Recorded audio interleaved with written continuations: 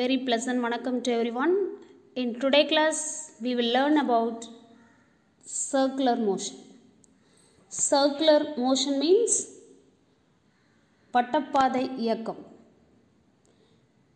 When a point object is moving on a circular path with a constant speed, it covers equal distances on the circumference of the circle in equal interval of time.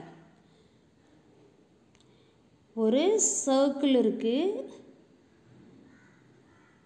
Point object அப்படின்னா ஒரு புள்ளி இல்லையா, ஒரு point object moving on a circular path. இந்த point object என்ன பண்ணுது, இந்த வட்டப்பாதையில் இயங்குது, சர்க்குலர் பாத்தில் மூவ் ஆகுது, வித் கான்ஸ்டன்ட் ஸ்பீடு, மாறாத வேகத்தோடு இயங்குது. அப்போது இட் கவர்ஸ் ஈக்குவல் டிஸ்டன்சஸ். இது என்ன செய்யும் அப்படின்னா, on the circumference of the circle in equal intervals of time. இந்த வட்டத்தின் சுற்றளவு இல்லையா, இந்த வட்டப்பாதை மேலே அந்த துகள், அந்த ஒரு புள்ளி பொருள் இயங்கும்போது சீரான மாறாத வேகத்தோடு இயங்குது. அப்போ குறிப்பிட்ட கால இடைவெளியில் என்ன செய்யும், குறிப்பிட்ட தூரத்தை கடக்கும். அப்படிங்கிறது தான் நம்ம இங்கே தெரிஞ்சுக்கிற விஷயம். When a point object is moving on a circular path with a constant speed, it covers equal distances on the circumference of the circle in equal intervals of time. Then the object is said to be uniform circular motion. இப்போ அந்த பொருள் ஒரு சீரான வட்டப்பாதை இயக்கத்தில் இருக்குது அப்படின்னு சொல்லலாம். For எக்ஸாம்பிளுக்கு 1 சென்டிமீட்டர் டிஸ்டன்ஸை 1 செகண்டில் கடந்திருக்கு. அதுவே அடுத்த 2வது செகண்டில் பார்த்திங்கன்னா 2 சென்டிமீட்டரை கடந்திருக்கும். அதுவே 3வது செகண்டில் பார்த்திங்கன்னா 3 சென்டிமீட்டர் கடந்திருக்கும். இதை தான் நம்ம என்னன்னு சொல்கிறோம், same interval of equal interval of டைமில் ஈக்குவல் டிஸ்டன்ஸை அது கடந்து முடிக்கும், கவர் பண்ணும் அப்படின்னு சொல்கிறோம். இந்த மாதிரி இயக்கத்துக்கு பேர் தான் சீரான வட்டப்பாதை இயக்கம் அப்படின்னு சொல்கிறது. இதை பற்றி தான் இப்போ நம்ம தெரிஞ்சுக்க போகிறோம்.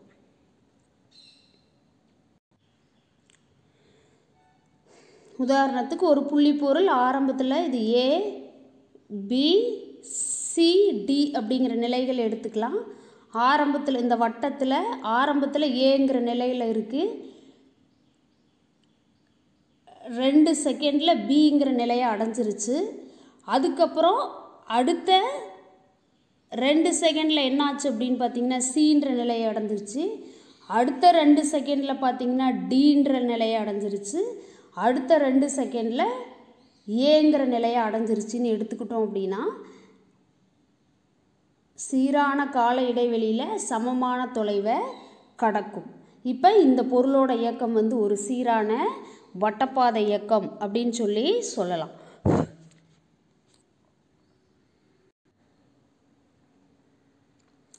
In uniform circular motion, the velocity is always changing but speed remains the same. சீரான வட்டப்பாதை இயக்கத்தில் திசைவேகம்ங்கிறது எப்போவுமே மாறிக்கிட்டே இருக்கும், ஆனால் வேகம் அப்படிங்கிறது எப்போவுமே மாறாது, ஒரே மாதிரி இருக்கும். வேகம்ங்கிறது ஸ்கேலார் குவான்டிட்டி, ஸ்பீடுங்கிறது ஸ்கேலார் குவான்டிட்டி, வெலாசிட்டின்றது வெக்டார் குவான்டிட்டி. ஏன்னா ஸ்பீடுக்கு மேக்னிடியூடு மட்டும்தான் இருக்குது, வெலாசிட்டிக்கு மேக்னிடியூடும் இருக்குது, டைரக்ஷனும் இருக்குது. அதனால தான் இன் uniform circular motion the velocity is always changing but speed remains the same. Physically it implies that magnitude of velocity vector remains constant, only the direction changes continuously. அதுவும் இது எதை சொல்லுது அப்படின்னு பார்த்தீங்கன்னா, வெலாசிட்டி வெக்டாரோட எண் மதிப்பு மேக்னிடியூடு கான்ஸ்டண்ட்டாக தான் இருக்குது, ஆனால் டைரக்ஷன் மட்டும் தொடர்ந்து மாறிக்கிட்டே இருக்கும் அப்படிங்கிறது தான் இதிலிருந்து நம்ம புரிஞ்சுக்கிற விஷயம்.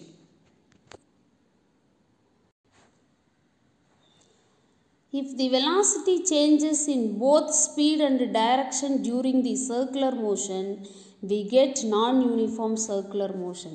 If the velocity changes in both speed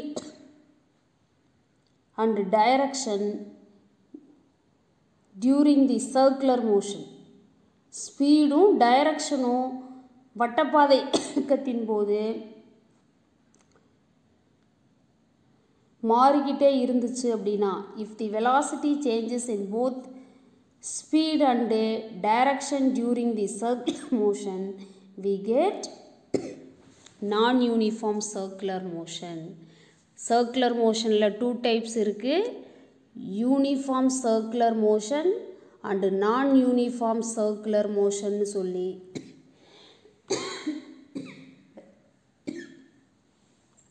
velocity changes in both speed and direction அப்படின்னு வரும்போது அது வந்துட்டு ஒரு நான் யூனிஃபார்ம் சர்க்குலர் மோஷனாக இருக்கும். அடுத்து நம்ம தெரிஞ்சுக்க போகிற விஷயம் centripetal acceleration. As seen already in uniform circular motion, the velocity vector turns continuously without changing its magnitude. ஏற்கனவே நம்ம யூனிஃபார்ம் சர்க்குலர் மோஷன்லேயே பார்த்துருக்கோம். வெலாசிட்டி வெக்டார் அப்படிங்கிறது தொடர்ந்து என்ன பண்ணும், திசை மாறிக்கிட்டே இருக்கும். வித்தவுட் சேஞ்சிங் இட்ஸ் மேக்னிடியூட், அதனோட எண் மதிப்பு மாறாமல் தொடர்ந்து என்ன செய்யும் அப்படின்னு பார்த்திங்கன்னா, அது தன்னோட திசையை மட்டும் மாற்றிக்கிட்டே இருக்கும் அப்படிங்கிறத படிச்சிருக்கிறோம். அதை இந்த படத்தில் தெரிஞ்சுக்கலாம். ஒரு சர்க்குலர் பாத் இருக்குது. ரேடியஸ் ஆஃப் ஒரு 5 பொசிஷன்ஸ் எடுத்துக்கலாம். A, B, C, D, E அப்படிங்கிற 5 பொசிஷன்ஸ் இருக்குது. இனிஷியலாக object center of the circle ஓன்னு எடுத்துக்கலாம். அப்போது radial vector R radius of that circle அப்படின்னு பார்க்கும்போது OA is equal to R vector, OB is equal to R vector, OC is equal to R vector, OD is equal to R vector and also OE is equal to R vector. இது uniform circle அப்படிங்கிறதுனால radius சேமாக தான் இருக்கும்.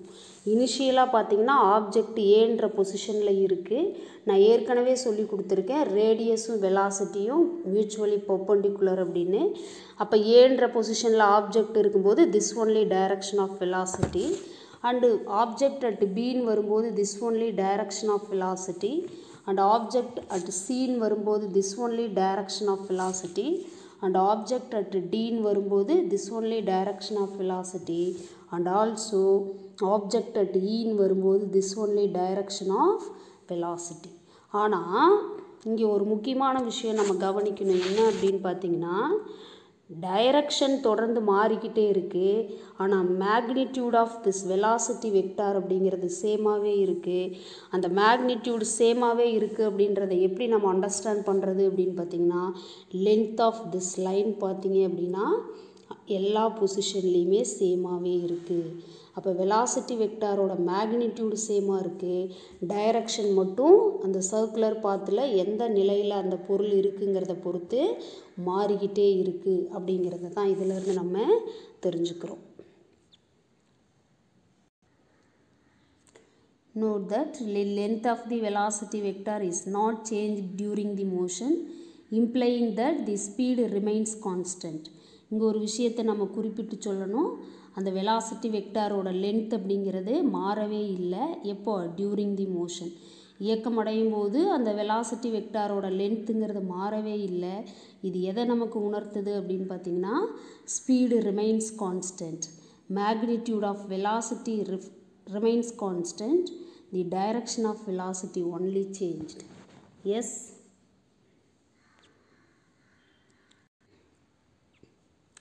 even though the velocity is tangential at each point in the circle, the acceleration is acting towards the center of the circle. This is called a centripetal acceleration. எது எப்படி இருந்தாலும் velocity அப்படிங்கிறது அந்த சர்க்கிளோட ஒவ்வொரு பாயிண்ட்லையும் பார்த்திங்கன்னா டேஞ்சென்ஷியலாக இருக்குது. அப்போது acceleration acting towards the centre of the circle. இப்போ டேஞ்சென்ஷியலாக இருக்கிறதுனால, வெலாசிட்டி டேஞ்சென்ஷியலாக இருக்கிறதுனால acceleration acting towards the centre of the circle. இந்த ஆக்சிலரேஷனுக்கு பேர் தான் சென்ட்ரிபெட்டல் ஆக்சிலரேஷன். ஒரு பொருள் வட்டப்பாதை இயக்கத்தை மேற்கொள்ளும்போது அந்த வட்டப்பாதையின் மையத்தை நோக்கி தான் மைய நோக்கு முடுக்கம் செயல்படும். Centripetal when object making a circular motion, the centripetal acceleration acting towards the center of the circle because of velocity vector in tangential path.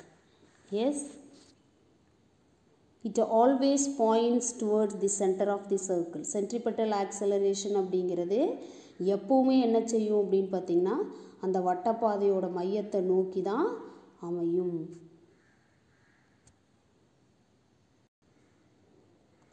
இங்கே கவனிங்க, இது A என்ற நிலை, B என்ற நிலை, C, D, E, F, GH எத்தனை position வேணாலும் எடுத்துக்கலாம். The centripetal acceleration acting towards the centre of the circle அப்படிங்கிறதுலேருந்து நம்ம தெரிஞ்சுக்கிறோம்.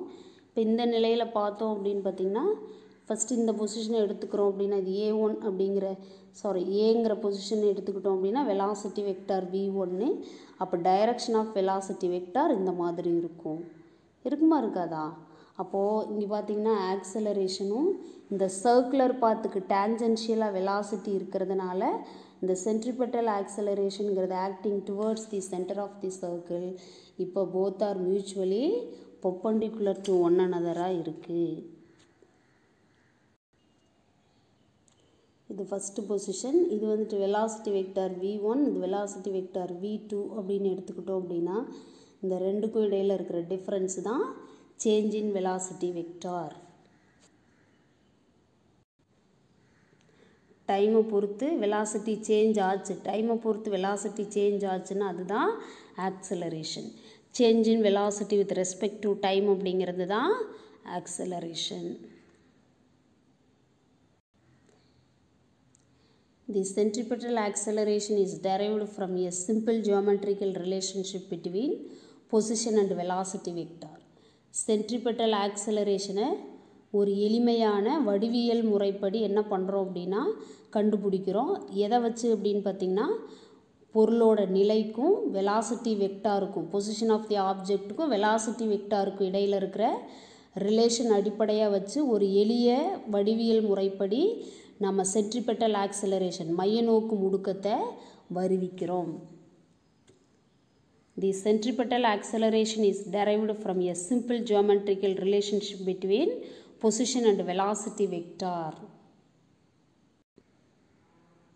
இப்போ பாருங்கள், இது சர்க்குலர் மோஷன் சொல்லலாம். ரேடியஸ் ஆஃப் தி சர்க்கிள் இது ஃபஸ்ட்டு பொசிஷனுங்கிறதுனால ஏன்னு எடுத்துக்கலாம், இது செகண்ட் பொசிஷன் பின்னு எடுத்துக்கலாம். Radius R1, radius R2 vector சொல்லலாம். Velocity V1 vector, velocity V2 vector, ஏன்னா அது சேஞ்ச் ஆகிக்கிட்டே இருக்கும். அப்படி இருக்கும்போது R1 R2 அப்படிங்கிறது இதுக்கு டிஃப்ரென்ஸ் போட்டிங்க அப்படின்னா டெல் ஆர் வெக்டார்னு வரும். அதுதான் சேஞ்ச் இன் ரேடியஸ் அப்படின்னு சொல்லலாம். அதே மாதிரி வெலாசிட்டி காம்பனன்ட்ஸ் எடுத்துக்கும்போது V1 V2 இடையில் இருக்கிற ஆங்கிள் தீட்டா, அப்போ V2 மைனஸ் V1ன்னு போடும்போது டெல் V அப்படின்னு சொல்லி நமக்கு கிடைக்கும். Let the directions of position and velocity vector shift through the same angle theta in a small interval of time del t. நிலை மற்றும் வெலாசிட்டி பொசிஷன் அண்டு வெலாசிட்டி வெக்டாரோட directions பார்த்திங்கன்னா theta அப்படிங்கிற சேம் ஆங்கிள் வந்து ஷிஃப்ட் ஆகுது. எவ்வளோ நேரத்தில் அப்படின்னு பார்த்திங்கன்னா டெல் டி அப்படிங்கிற ஸ்மால் இன்டர்வல் ஆஃப் டைமில். For uniform circular motion, modulus of R1 vector is equal to modulus of R2 vector is equal to Rன்னு சொல்லலாம். ஏன்னா ஒரு வெக்டாரை நம்ம மாடுலேட் பண்ணும்போது நமக்கு கிடைக்கிறது அதனோட மேக்னிடியூட் மட்டும்தான் கிடைக்கும். அப்போ யூனிஃபார்ம் சர்க்குலர் மோஷன் அது ஒரு சீரான வட்டப்பாதை அப்படிங்கிறதுனால என்ன பண்ணாது அப்படின்னா ரேடியஸ் சேஞ்ச் ஆகாது. அப்போ R1 is equal to R2 is equal to Rன்னு சொல்லலாம். இங்கே வெக்டார் நம்ம டைரக்ஷன் குறிப்பிடுறதுனால modulus of R1 vector is equal to modulus of R2 vector is equal to R அப்படின்னு சொல்லலாம். அதே மாதிரி வெலாசிட்டி வெக்டார் அப்படிங்கிறதுனால ஒரு வெக்டாரை நம்ம மாடுலேட் பண்ணும்போது அதனோட மேக்னிடியூடு கிடைக்கும். அப்போ V is equal to modulus of V1 vector is equal to modulus of V2 vector அப்படின்னு சொல்லி கிடைக்கும்.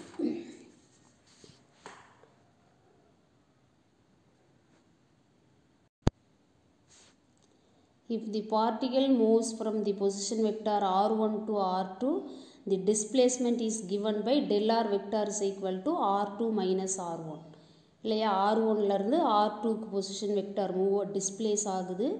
அப்போது அந்த டிஃப்ரென்ஸ் சேஞ்ச் இன் டிஸ்பிளேஸ்மெண்ட் பார்த்திங்கன்னா r2 vector minus r1 vector. இதே மாதிரி தான் வெலாசிட்டி என்ன ஆகுது அப்படின்னு பார்த்திங்கன்னா v1லேருந்து v2வாக சேஞ்ச் ஆகுது. அப்படி சேஞ்ச் ஆகும்போது change in velocity vector del v vector is equal to v2 vector minus v1 வெக்டார்னு கிடைக்கும்.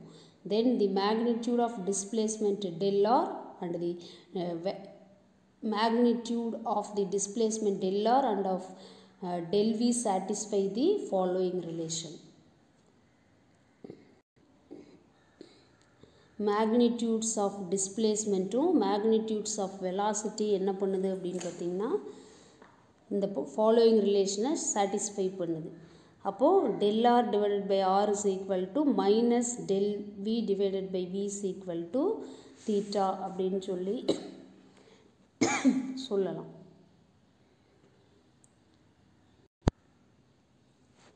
Here the negative sign implies that del v points radially inward. ரொம்ப முக்கியம். மைனஸ் சைன் நம்ம எதுக்காக நெகட்டிவ் சைன் அப்ளை பண்ணுறோம் அப்படின்னு பார்த்தீங்கன்னா del v points radially inward. Change in velocity vector வந்து radially inward towards the center of the circle. அந்த வட்டப்பாதையோட மையத்தை நோக்கி என்ன ஆகுது அப்படின்னு பார்த்தீங்கன்னா இந்த பொசிஷன் வெக்டாரோட சேஞ்சஸ் இருக்கிறதுனால அந்த நெகட்டிவ் சைன் போடுறோம். So del v is equal to minus v into del r divided by r அப்படின்னு சொல்லி போடலாம். இப்போ என்ன பண்ணியிருக்கோம் அப்படின்னா பொசிஷனை இன்டர்சேஞ்ச் பண்ணியிருக்கோம். del vயை மட்டும் இந்த சைடு வச்சுட்டு மைனஸ் v அந்த பக்கம் கொண்டு போயிருக்கோம். அப்போ மல்டிபிள்ஸ் ஆகிருக்கு. சரிங்களா? del r by r is equal to minus del v by vன்னு இருந்தது. இப்போது இந்த del vயை லெஃப்ட் சைடில் ரைட் சைடில் வச்சுட்டு இந்த மைனஸ் 1 by vயை லெஃப்ட்டு கொண்டு வரும்போது மல்டிபிள் ஆகிருக்கு. சரியா? therefore del v is equal to minus v into del r by r. therefore acceleration a is equal to del v divided by del t. Change in velocity with respect to டைமுங்கிறது தான் acceleration. அப்படி இருக்கும்போது a is equal to del v by del tங்கிறதுனால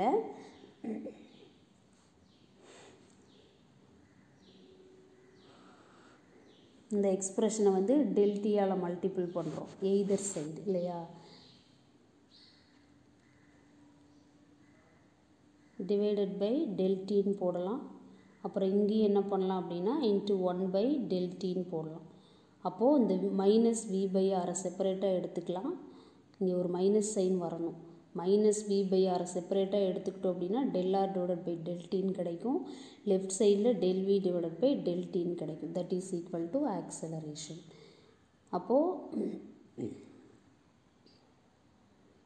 v divided by r அப்படின்னு சொல்லி நமக்கு கிடச்சிருக்கு. இதில் இன்னொரு விஷயம் நம்ம கவனிக்க வேண்டியது என்ன அப்படின்னு பார்த்தீங்கன்னா change in displacement with respect to டைமுங்கிறது வெலாசிட்டி. அப்போ இங்கே ஒரு வெலாசிட்டி இங்கே ஒரு வெலாசிட்டி இருக்குது. So v square divided by r minus இங்கே ஒரு மைனஸ் சைன் வரணும். Therefore acceleration a is equal to minus v square divided by r. Acceleration a is equal to minus v square divided by r. For uniform circular motion v is equal to r omega. நேற்றே இதை நான் சொல்லி கொடுத்துருந்தேன். Linear வெலாசிட்டிக்கும் angular வெலாசிட்டிக்கும் உள்ள relation தான் இது இல்லையா? அப்போ v is equal to r ஒமேகாங்கிறது இங்கே ஒமேகான்றது angular velocity of the particle, vன்றது linear velocity of the particle. Omega அப்படிங்கிறது angular velocity of the particle about the centre of the circle. Then the centripetal acceleration can be written as a is equal to minus omega square divided by r. என்ன ரீசன்னு பார்த்தீங்கன்னா v is equal to r omega. அப்போது a is equal to minus v square divided by rன்னு நம்ம கண்டுபிடிச்சிருக்கோம். vக்கு பதிலாக r ஒமேகான்னு apply பண்ணணும். அப்போ a is equal to minus r omega the whole square. இங்கே v square இருக்கிறதுனால ஹோல் ஸ்கொயர் டிவைடட் பை ஆர்னு வரும்.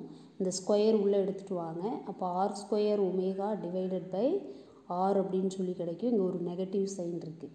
இதில் ஒரு ஆறு கேன்சல் ஆயிரும். மீதி இருக்கிறது யார் அப்படின்னு பார்த்தீங்கன்னா இங்கே ஒமேகா ஸ்கொயர் இல்லையா, a is equal to minus omega square r அப்படின்னு சொல்லி நமக்கு கிடச்சிருக்கு. இதுதான் expression for the centripetal acceleration. A is equal to minus v square divided by ஆருங்கிறது general expression. V is equal to r ஒமேகான்ற condition apply பண்ணதுக்கப்புறம் the expression for the centripetal ஆக்சலரேஷனுங்கிறது a is equal to minus omega square divided by r. Okay,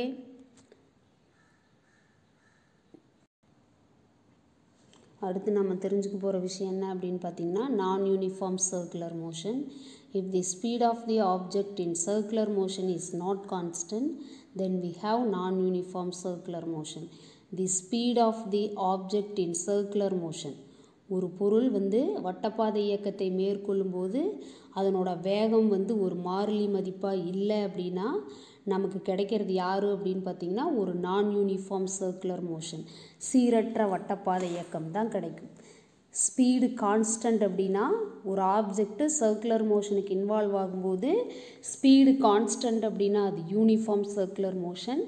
speed variable அப்படின்னா அது நான் uniform circular motion. If the speed of the object in circular motion is not constant, then we have non-uniform circular motion. For example, when the bob attached to a string moves in a vertical circle, the speed of the bob is not the same at all time. இந்த இடத்துல நம்ம கவனிக்க வேண்டியது இருக்குது. உதாரணத்துக்கு பார்த்திங்கன்னா pop அப்படிங்கிறது ஒரு ஸ்பெரிக்கல் பால். அந்த ஸ்பெரிக்கல் பாலை ஒரு கயிற்றுலையோ நூல்லையோ கட்டி என்ன பண்ணுறோம் அப்படின்னா மூவ் பண்ணுறோம். எப்படி? வெர்டிக்கல் சர்க்குலர் பாத்தில். இந்த வெர்டிக்கல் சர்க்குலர் பாத்துக்கு உதாரணம் நான் என்ன சொல்லுவேன் அப்படின்னு பார்த்தீங்கன்னா இந்த ராட்டின தூரி பார்த்துருக்குறீங்களா? எல்லாருமே ராட்டின தூரி பார்த்துருப்பீங்க அப்படின்னு நினைக்கிறேன். கொடைத்தூரின்னு சொல்லுவாங்க, ராட்டின தூரின்னு சொல்லுவாங்க. திருவிழாலெலாம் பார்த்துருப்பீங்க. கொடைத்தூரி அப்படிங்கிறது இப்படி ஹரிசாண்டலாக ஒரு வட்டப்பாதையில் சுற்றி வந்துக்கிட்டு இருக்கும். அதுவே ராட்டினம் அப்படிங்கிறது இப்படி மேலே போயிட்டு கீழே வரும், இப்படி வெர்டிக்கலாக சுற்றிக்கிட்டு இருக்கும். அந்த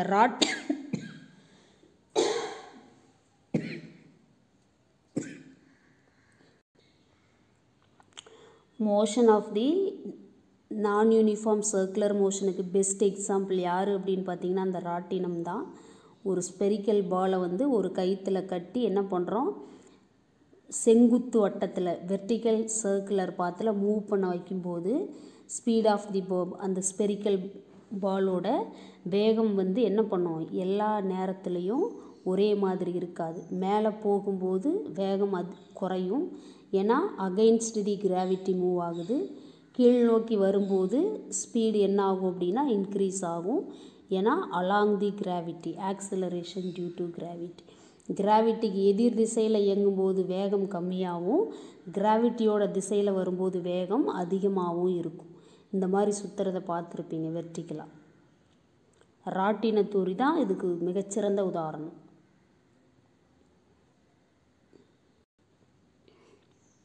Whenever the speed is not same in circular motion, the particle will have both centripetal and tangential acceleration. Whenever எப்போ வேணாலும் the speed not in same, வேகம் மாறிலியாக இல்லாத போது, ஒரு வட்டப்பாதை இயக்கத்தில் வேகம் மாறிலியாக இல்லாத போது அந்த பார்ட்டிகள், அந்த துகள் துகளுக்கு எதெல்லாம் இருக்கும் அப்படின்னு பார்த்தீங்கன்னா சென்ட்ரிபெட்டல் அண்ட் டான்ஜென்ஷியல் ஆக்சிலரேஷன், ரெண்டு விதமான ஆக்சிலரேஷன் இருக்கும். ஒன்று சென்ட்ரிபெட்டல் ஆக்சிலரேஷன், இன்னொன்று tangential acceleration.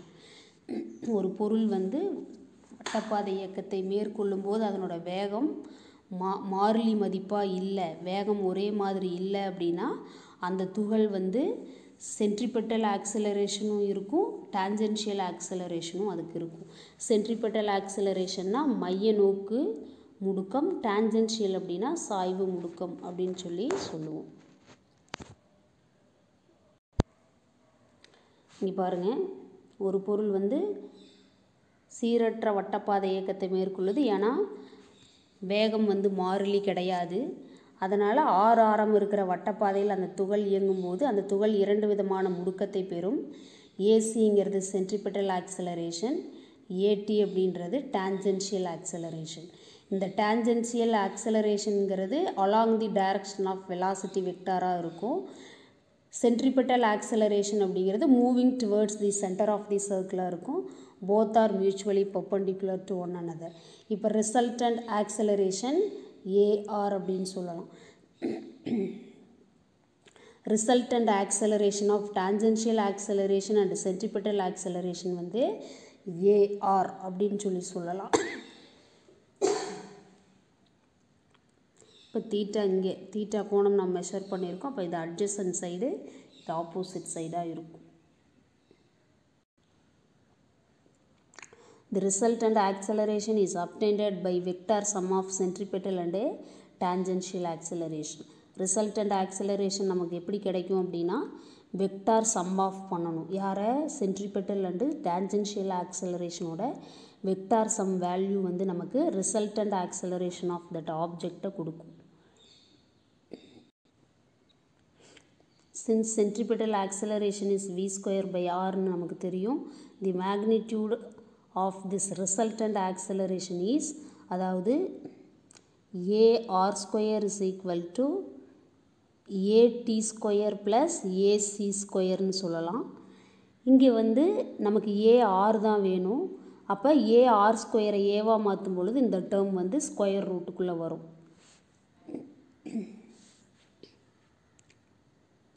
ar is equal to square root of at square plus ac ஸ்கொயர்னு வரும். சரிங்களா? இப்போது இந்த at ஸ்கொயரோட வேல்யூ அப்படியே வச்சுக்கிட்டோம்.